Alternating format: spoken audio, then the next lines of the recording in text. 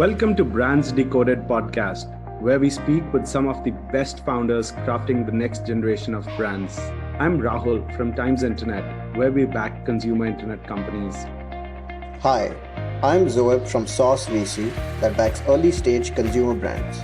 We came together to build the Brands Decoded community where members eat, drink, sleep, and craft brands. Our guest today is Bala Sarda, founder of Vadam Teas. While Indian tea is popular globally, there wasn't an Indian tea brand. And that's what got Bala started on his mission for Vadam. Pleasure to have you with us today, Bala. Hey guys, thanks for having me. Bala, in one of your other interviews, you mentioned that when one goes to a five-star luxury property, say a Taj, they're greeted with Indian attire, great Indian hospitality, but in the rooms, you still get London Twinings Darjeeling tea. And the question for you was that why can't there be an Indian brand which does this? So, in light of this positioning, does Vadam have ambitions to dominate the Horeca channel now? No, absolutely. So I think honestly, yeah, that's one incident which is close to my heart, and that's something I tend to share on how we got triggered so passionately to build what we are building at Vadam, right? That said, I think those instances are everywhere. Yeah, I mean there are right from other categories which India is known for, even spices and a bunch of other things. You look at the turmeric latte, right, which was popularized by Starbucks, right, in the US, or a chai tea, which is basically Indian tea with spices, is what's called chai in the US, right? So I think it's there are a bunch of products, where we saw this, and yeah, I think that led us to believe that there is a big opportunity for us to now sort of change that, with an Indian brand, and that's how we sort of started working on that journey, to be honest, right? I think ultimately when we started off as a brand, of course, right from day one, the aspiration is to be omni-channel. I think I genuinely believe that e-commerce is just a channel, and I think that's why a lot of times you get questions like from other entrepreneurs as well, that this retailer has launched private label in your category, is that a risk? To be honest, if you are building a differentiated brand, I don't think that is. Ultimately, it's a channel like offline, like Horeca. And yes, ultimately, whatever products we sell at Vadam, we want that to be available at every point you actually purchase that, right? So be it your offline store, or of course online, or in when you go to a hotel and you're in your room and you see you want to have a cup of tea, right? So ideally, of course, that's ultimately what our aspiration is. What we have done strategically as a team is to just sort of channel that into many phases, because each there are you tend to have leverage in certain channels. When you grow, offline becomes easier. Horeca, I'll give you an example, right? When you sell online on a marketplace, there are 100 other brands which can be there in several categories. In your category, there could be another 10 brands, right? And we're seeing that across with this consumerism happening, and so many new brands coming out in every category. But in Horeca, when you go in as a brand, you actually replace the only brand which is there, right? In more general case, mostly you will see that happening, right? So it's a tougher bet, right? So we said, let's start with e-com as a channel, right? If we get some success there, we'll of course, offline should become easier, which we are seeing now, in markets like US as well. And of course, ultimately then, like I said, right, Horeca and any other channel where we potentially can sell and make this product available. Very interesting. And Bala, we're all aware of how Vadam got its name. It's the reverse anagram of your father's name, that is Madhav. Just wanted to understand, did your prime customers that are in the West, did they connect with the name? Honestly, Rahul, I think I right from the early days, right? I think I keep debating, a good name in a brand, right? I think, and a lot of us have had that conversation, right? I tend to have this. There's a friend I used to discuss this with, and he once told me that if you just think of Swarovski, right? I mean, if you take away what Swarovski is built today, right? I mean, it would be the most weird name you could think of, right? But today, it's literally diamond standard, right? In many things. So I think once your engine starts firing, I think all names sound amazing. So that's honestly what happened with us as well. I think when we started off, of course, there was a deep story, and that's why I chose this name. Earlier, it was relatively tough for people to pronounce the name and get an understanding. But I think very early on, as soon as they tried the product, when they got to know about the story, I think they fell in love, right? So that's at least what we have seen with most of our consumers in Western markets as well. Thank you for your candid answer. I want to ask, what were the reasons that made you enter the family business and not continue with the startups you founded in your undergrad? How much of a role did those startups play, really? No, absolutely. So I think, Zoe, honestly, when I did this, I was honestly, like I said, I always wanted to do something of my own. I always the entrepreneurial bug. I think after college, honestly, I was looking at multiple categories to, start up in, right? And, consumer brands were doing well, and there were a few brands which got funded. So it seemed very interesting. That's something I understood as well, or probably I thought I was better at. And I also liked the industry, and you would see the paper boats of the world had just raised their first round, and there was some activity happening in the space, and that's when I ended up researching multiple industries, and one of them was of course tea, given my background. And while I did that, I basically understood that while there is a big opportunity, I think it'll be great to sort of spend some time and understand the market in slightly more depth, right? That's obviously always a good idea.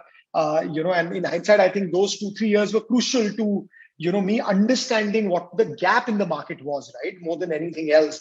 A lot of people actually tell me that your sourcing would have been sorted because you come from the tea background, and now and this is my 2 cents to every entrepreneur out there, right? Is which I tell, I mean, generally as well, that honestly, product to figure out ho jata hai, right? I mean, you will figure out the product if you're smart enough. There is such a massive infrastructure. I mean, it's relatively easy, to make a good product available. But finding out what's the right distribution channel. Again, like a lot of people say, right? First time founders optimize for product. Second time founders optimize for distribution, right? I think I also very early on realized that that the real value of those 2-3 years was understanding what the gap in the global market was, and which helped me make a brand positioning, which could fill that, right? More than anything else. A great product, high quality, that's a default. I mean, come on, you can't build a business without having a great quality product, right? I think that's something which is a default. So that was one. And number two, I think, even otherwise, on a personal level, I think my family business was not doing really well in those years. So there was some being very candid here, right? There were a few debt issues and all of that. So it also forced me to get into that. And of course, fortunately, everything worked out, right? So I ended up solving that. The business grew a bit in the 2-3 years I was there in, and I understood what I want to do long term. And from there, I ended up carving out my own path with Vadam. So yeah. Super. You spoke about channel. Which channel to go behind? Most brands in India go to Flipkart or Amazon as a channel. However, you've expanded to multiple geographies. So what channels have worked very well for you?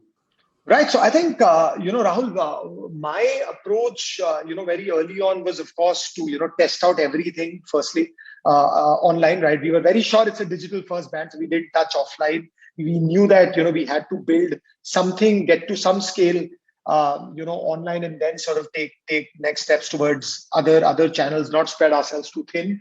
Within online, of course, there is, of course, your own platform, right? Your own website, and then the bunch of marketplaces which are out there, right? So, and we tested out both right from day one. The only difference I saw in the US market, say in 2016 versus India that time, was that CPCs on Facebook and Google were already shooting up to an unsustainable level, right? So that's number one, right? Number two, we were ultimately a grocery brand, right? So ultimately we were a part of a grocery basket. So, it was becoming very tough for us to convince consumers to buy, say, $50-$60 worth of tea, right? And on your own platform, especially in the US, that's generally the AOV you need to, build a sustainable business, right? So we did our initial tests and very early on realized that, for us to get better CTRs on our ads, better conversion rates on our website, we need more brand awareness, right? And that's why we sort of realized that, for us to do that, the cheapest, the most effective way to sort of double down in the early months was marketplaces. And within marketplaces, we knew, right, Amazon had pretty much the entire market share, right? Majority of the market share. So that was a core channel we looked at. We early on sort of grew on that channel, got some early social proof, iterated the product better. Most importantly, some amazing customer feedback. Very tough to gamify Amazon reviews. So, you whatever you get there today is very, very genuine feedback. So I think that really helped us shape the entire company, to be honest, right? And, once we got some sort of scale there and other marketplaces, what we started realizing was our CTRs started doing better relatively. Our conversion rates on our website was getting better. And then, of course, we started, aggressively building up our own, our own channel as well, right? So today, as you see, right, of course, now, and then when we did these two things well, what we realized was there was an automatic interest in offline, right? So we started getting inbound queries from offline retailers who wanted to look at us. I think Amazon's acquisition of Whole Foods was just an indication of where this market was going towards, right?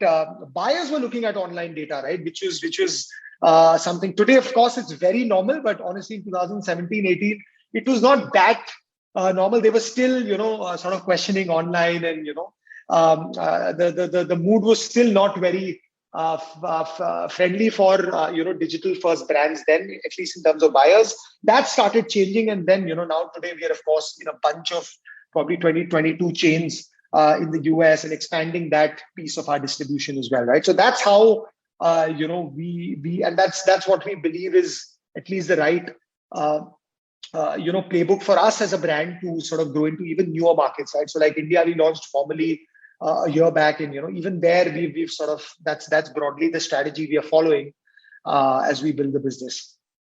Interesting. In fact, when I thought of Vahdam in the US, believe me, the first place I could envision it was the Whole Foods. That it has to be on a shelf at the Whole Foods, because I was very lucky to be leading business for a design firm that actually back in 2014-15 we designed the Whole Foods entire digital presence. So wow. So I knew of it, and the kind of products they sell. So very interesting and very, very good to hear that. Just a follow-up question, essentially expats in India have been able to sell Indian products to the world. Companies like Fab India that are run by expats. However, the things that are exported out of India are also not being exported by Indians, right? So just want to understand that how Vahdam is going to lead the way for this, and what are certain other categories that you think we will see coming out of India for the world. Right. No, absolutely. I think I think that's really a coincidence with what's happened with Fab India and Organic India. Absolute respect for the folks, and I think even though they might be expats, but I think they've given India brand a platform, right? So I think, and honestly, Rahul, like what you just said is exactly was the question I was trying to answer. That why can't we take an Indian product to the world, right? I mean, if there's a high trust with origin stories, like I say, right? I mean, we want to buy wine from France and whiskey from Scotland, right? But so why can't we sell?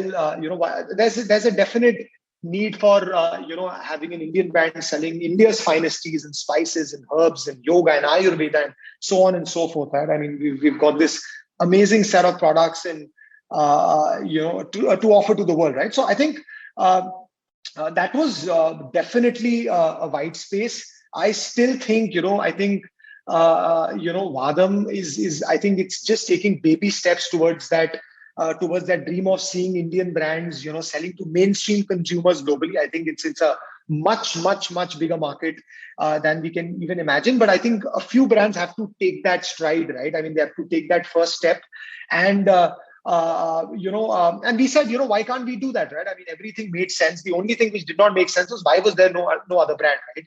So that was the only thing which was puzzling me. Rest everything made sense. That yes, if we do and execute right, we will win, hopefully, right? So, and that's what we did, right? We did everything we thought would work well. Took an Indian brand with an Indian positioning, with Indian products, very, very proudly, packed in India, right? Out there on our packaging across, right? Told them the story of India, showed them India's estates, showed them our farmers here, told them our story, and told them this is a product coming fresh from India, right? And we realized that, that is what the consumers were looking for. So I think it was just a matter of somebody taking that first step. And I truly believe that, over the next decade or two, I think you'll see a bunch of brands, doing a lot more than we could have possibly imagined. So Thank you for sharing that. And I really hope that outcome does happen. So, yeah, moving on, I'm going to be honest out here. I'm not much of a tea drinker. And when I was researching, apologies in advance, Bala. no, So that's when I right. was I will now. I think it's my mission to convert you. Now I have done that many a time, so I'll try to do that till you're converted. So. So yeah, while I was researching, they talk a lot about leaf, liquor, infusion, moisture, and freshness as the five factors to classify tea quality. But most customers I spoke to, including some daily drinkers, don't really know this or about how one measures this. So how did you manage to win the trust of consumers not only as a brand but also as a product? Wherein, for example, in a country such as America, it'd probably be harder to win on product quality, product trust. Right. No, absolutely. I think Zoe, honestly, if you look at tea as a product, right? I mean, the first thing which comes to your mind when you think of a high quality tea is freshness, right? I mean, if you go back to probably see one of the oldest campaigns, right, in this category, Lipton, talking about their products. I mean, they were talking about freshness, right? I mean, that's broadly, and that's something we knew very early on, right? I mean, even consumers in the West, they were looking for a fresh cup of tea. That's what made them believe that it's better quality, it tastes better. Uh, and so I think that was not really a big challenge for us to convince consumers. Honestly, that was laid out for us. The problem was they were not getting tea which was fresh enough, right? They were getting tea which was obviously passing through multiple middlemen, taking many, many months to reach them. They had no idea when was it actually picked, where was it coming from. And we said, let's try and solve for that, right? And that, I mean, if we can do that and just talk about it on our packaging, on our story, on our positioning in our marketing, I think that will definitely get people to try our product, right? And that's broadly, what we did as a brand, right? And if you think about it, once they consume it, then of course, the product had to do the talking. So it was much easier for us from there. So word of mouth, played a massive role in our early success, early customers, and I think, the only challenge for us there was till they try the product, right? And that's where we brought in our entire messaging and our positioning around being a homegrown brand from India, taking a fresh product to you directly, right? And of course, under a sustainable and ethical brand story. So that's how we sort of did. And of course, to actually execute that, on the back end of things, we spent, I think the first 3-4 years, honestly, we spent only getting that right. So, right from our supply chain of sourcing these direct from estates, sourcing some of these herbs and spices direct from growers, getting the right quality, it's an agri product. So it's not factory made, right? I mean, it's not made in a typical factory where you can make it of a similar quality every time. It's the magic of nature, right? So with weather, with temperature, with climate, it changes every season. So, how do you bring that consistency? Who are the partners who can supply to you? And then, of course, at our own end, we set up a lot of processes, which we knew would make the product better, right? Right from vacuum packaging the teas and storing. Again, no real innovation there, just taking out of common sense and executing, right? And I think we have done that at probably every step of our journey, and that's been enough for us to deliver on what the customer was expecting, right? So yeah, that was at least our approach early on. And now, of course, we believe that, we have a certain framework ready, which can be scaled. And that's what we are focusing on. off the record that just sounded like somebody explaining venture capital. That it's a factor of environment, the seed you're sown, the soil, common sense, which isn't common. Oh my God, while you were explaining about the factory, I was like, okay, he's explaining venture capital. Cool. Right. Gonna jump back. As a personal consumer of the brand, is there a subscription service coming in the days? So honestly, Rahul, in India, we've yet to launch it. In the US, on our global store, we of course have it. I think this is a product which can be subscribed to. But India, I think you should, it should hopefully get live very soon. Understood. Really cool. Great to know that. Also, wanted to chat about COVID happened, right? And the global supply chains essentially, across the globe were, severely impacted. So how did you guys cope up with it? Because you have the production in India and major sale in the Western countries. So how did the supply chains were affected, and how did you cope up with it?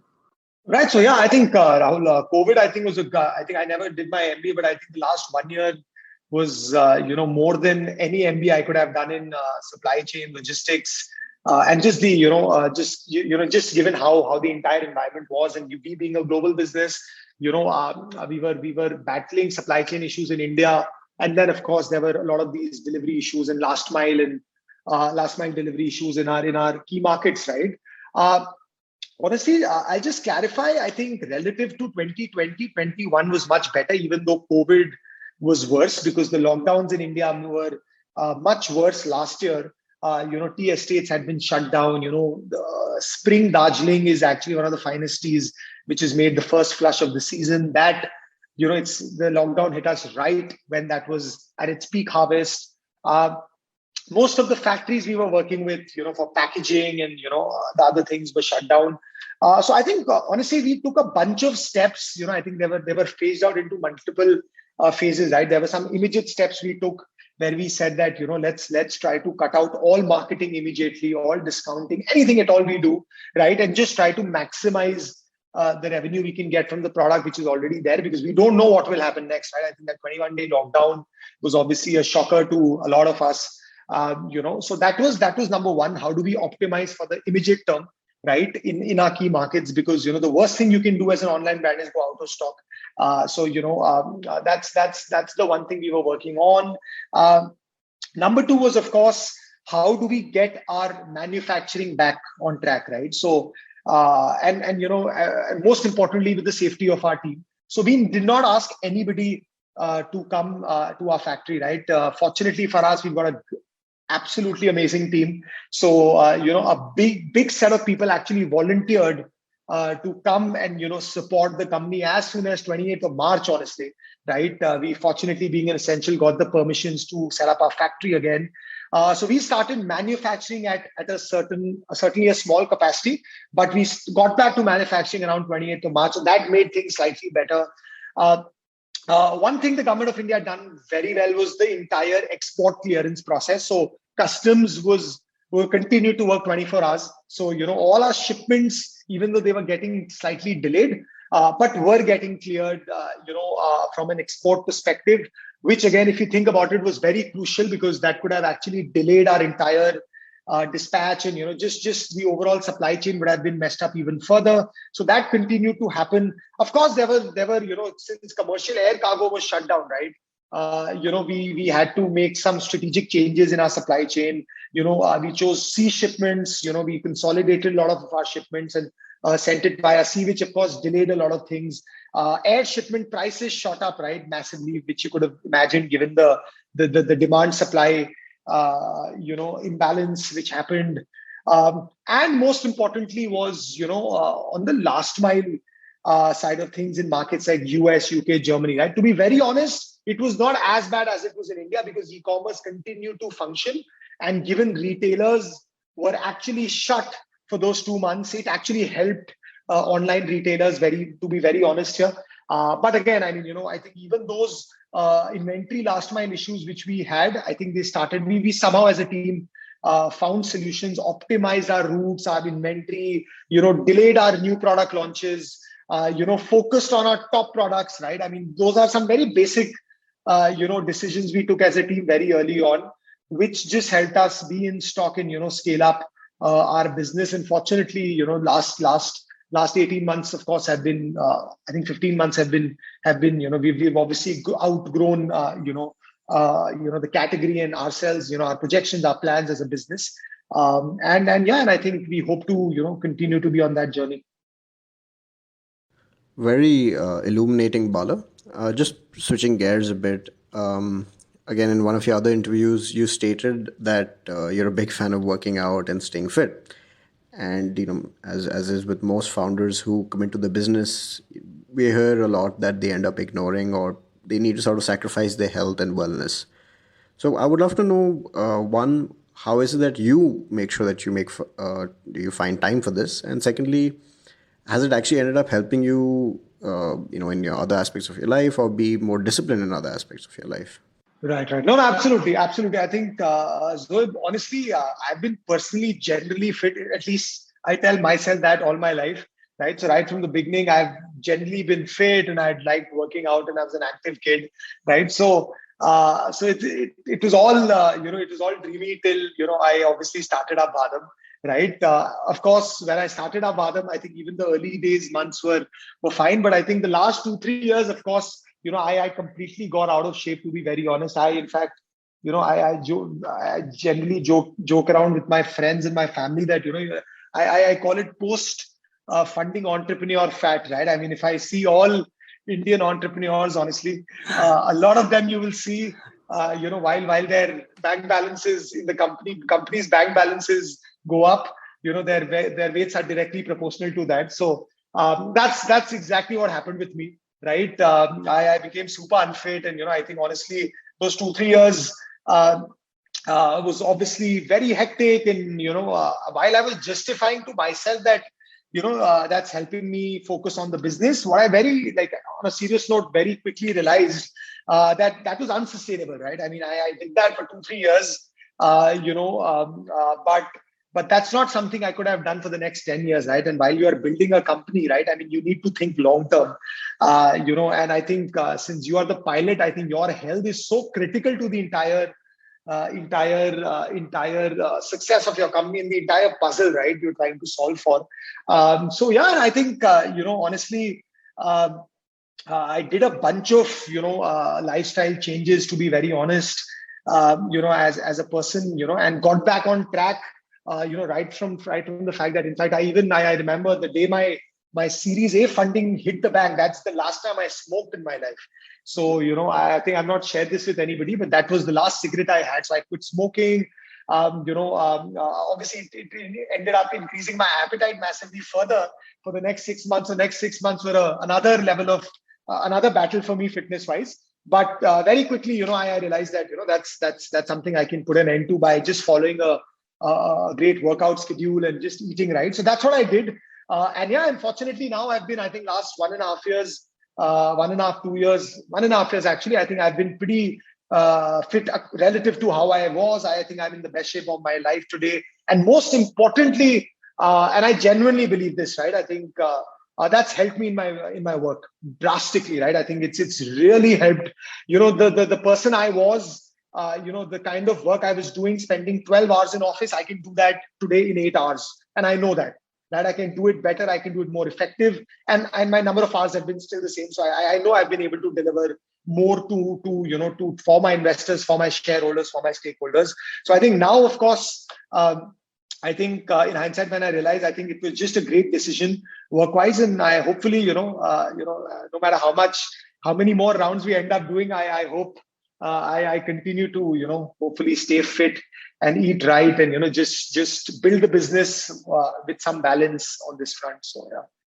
Since you said you're the this is the fittest you've been, the Mr. Delhi title that you couldn't win, and you now you have a full shot at it. Right. I don't know how you guys got to know about that, but yeah, I think that was.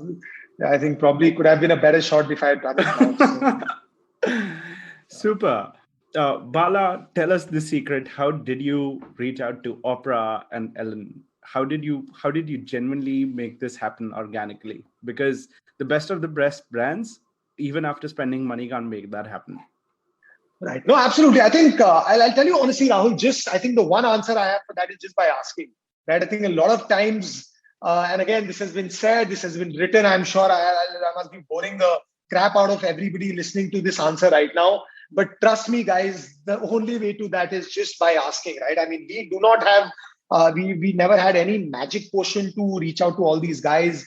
We have nobody who's got experience working in fact, we didn't even have anybody, who's got some background marketing in the US. It was just a very lean young team, all internal. And we said to ourselves that, we are trying to sell a product to a customer, right? A customer who loves Indian products, loves Indian teas, cares for the environment, cares for philanthropy, giving back, direct trade, all the values we stood for, right? And we thought it's a good product which anybody would love. And we said, if there's anybody, right, who should actually like this in the kind of audience we were targeting, it had to be Oprah, right? So we just found a way to make our products available to her, right? And that's what we did. No agency route, direct communication, and that's honestly, if you look at it, we as a brand have partnered, with other bigger celebrities, as well organically, right? So we did a partnership with Mariah Carey where we did a custom product launch on her 25th anniversary of her best singles in the US. That was again completely organic. She's a Vadam lover. She consumes Vadam teas. We did a partnership with. We were on the Ellen show. Again completely organic. We worked with Martha Stewart. We've been on the Wendy Williams show, and I think all of this and a bunch of other conversations we actively are having as well is just by the best part about building a consumer product is it's something people want, right? They consume it as a part of their life, right? So, unlike a tech SaaS business or, all of these other businesses, it's just something which you can, just send to somebody. And if they're a consumer, so what we as a brand do is find out who consumes teas, and if we think, we can somehow make it available, we do it. And, and most of the times they end up liking the product is fortunately what we have seen.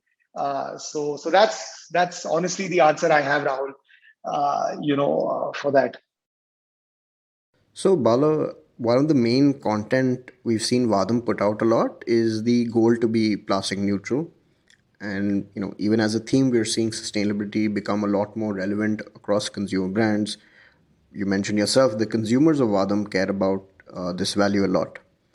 But the question comes down to how does one differentiate as a brand that is focused on sustainability as opposed to just following the trend and plunging sustainability in for brownie points? So honestly, Azur, I think this is absolutely correct. I think I have a motto here, right? Which is do well by doing well, right? This is the motto we follow in the company. This is what, how we have entirely planned what we have to do as a company and, the right things we have done on the entire social sustainability piece. And I'm saying to answer your question, either ways, right? One is either ways, even if you do it for marketing or otherwise out of passion, it's great for the community, right? So let's definitely respect people who are doing that. Right, that sometimes tends to be a negative conversation that it's happening for marketing or not. I'm saying either ways is great, right? I mean, let them do it, and even if they are talking about it, it's fine because that's what honestly we also believe in, right? I mean, we said, can we as a brand, can we use our brand to empower people, right? And do that and be super proud about it and talk about it, right? Because the idea is, I'll give an example, right? 1% of our revenue is directed towards the education of our tea-goers children, right? For any consumer brand, that would broadly be, say, 10% of their profits, right? I mean, even if I just average it out, right? So, and we said, profit per startup hai. I don't know when the profits will come. So let's try to allocate a percentage of our revenue to begin with. Now, the idea is only when Vadam as a brand grows, can we actually increase the impact we can create through that 1%, right? So that's honestly how we think about this. My sense is, as a team, personally, we were always very passionate about this also because, very early on, when you, I think, and this is, we're still understanding that, but anybody, right? The success for somebody today when starting up could be the first round, for somebody else could be the second round, and and so on and so forth, and it's in fulfillment and all of that. Very early on, you realize that profits, building a business, all of that is great, right? But when you do some of these things, I mean, this is something which actually fulfills you from within, right? And this is something which then makes the journey sustainable, right? You can then think of doing this for many years, right? Burnout. I'll give you an example, right? I was talking to this mentor one day, and he told me, I asked him, right, what do you advise founders when they seem to be burnt out, right? He actually told me, I tell them to go and do social work, right?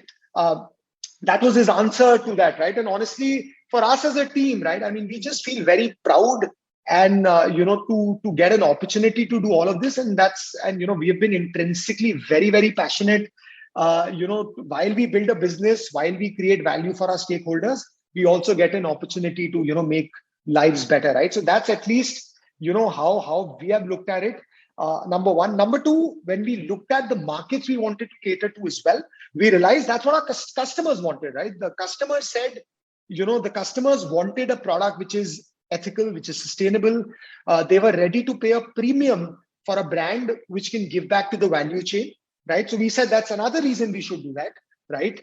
And thirdly, I think, even if the first 2 points are not there, I think, if we as a community of entrepreneurs, businesses, irrespective marketing or not, can do this, I think, we can really make the world a better place, right? So that's how I think about it. Very interesting.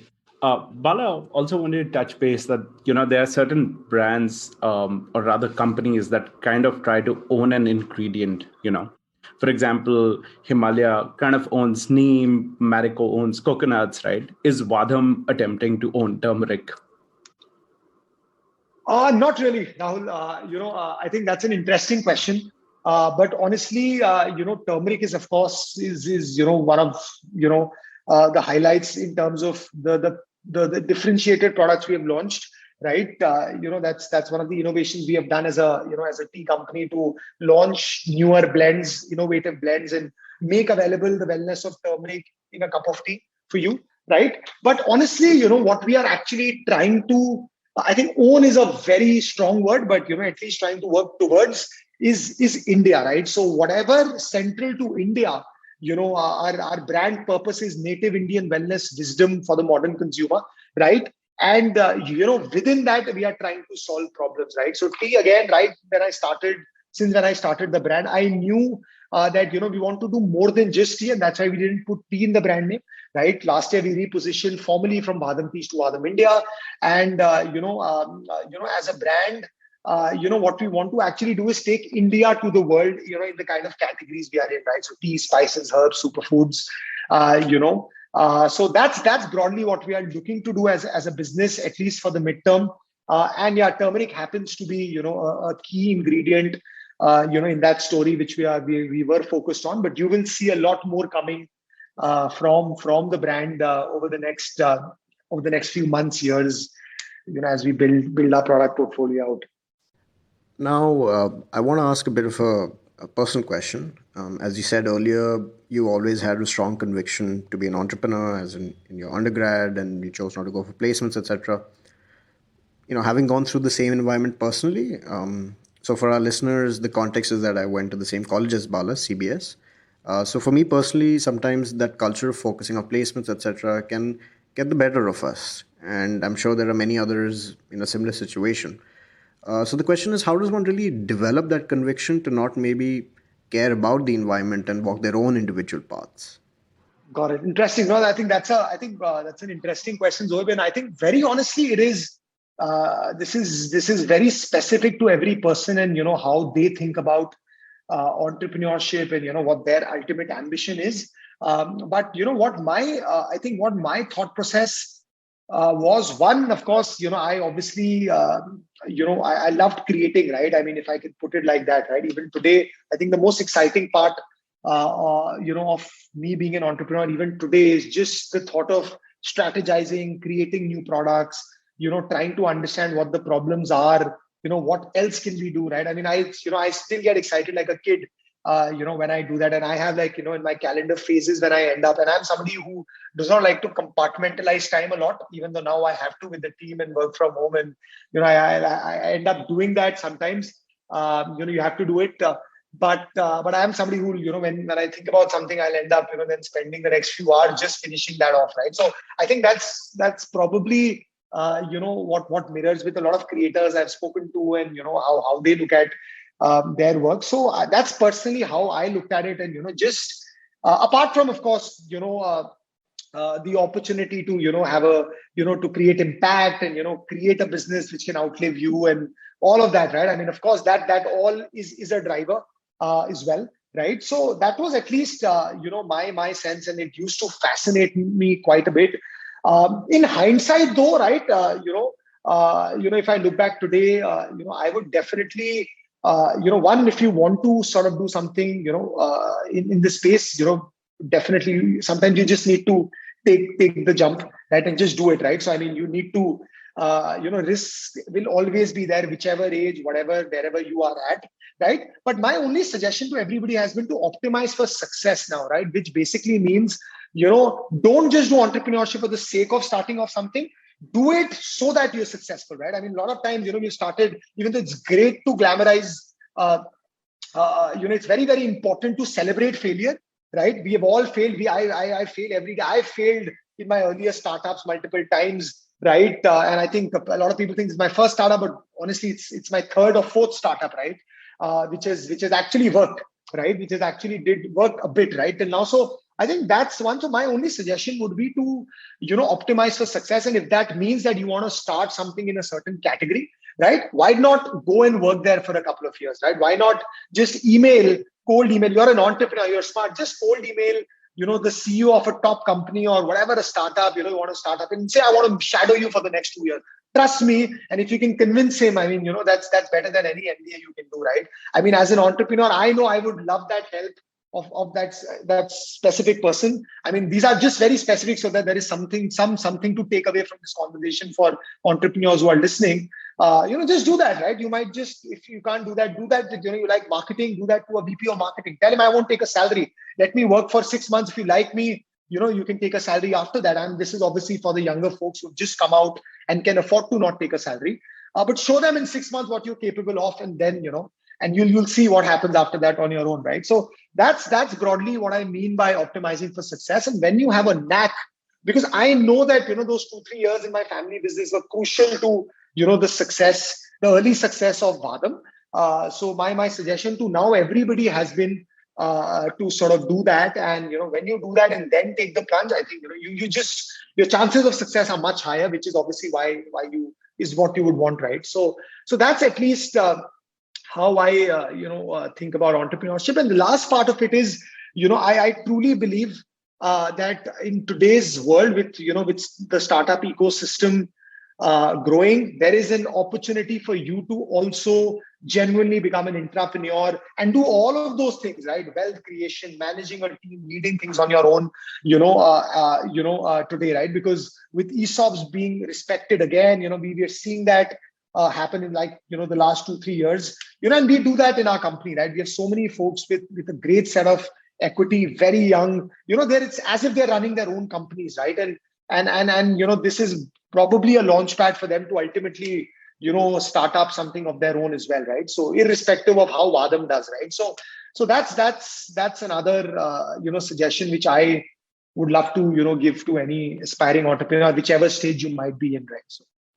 That was great. Bala, the most important question, what is your personal favorite Vadam product?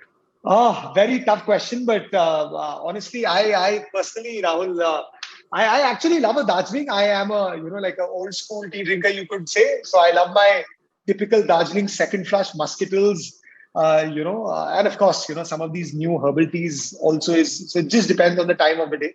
But yeah, I love my Darjeelings. I think we're going to start a recommendation list after this.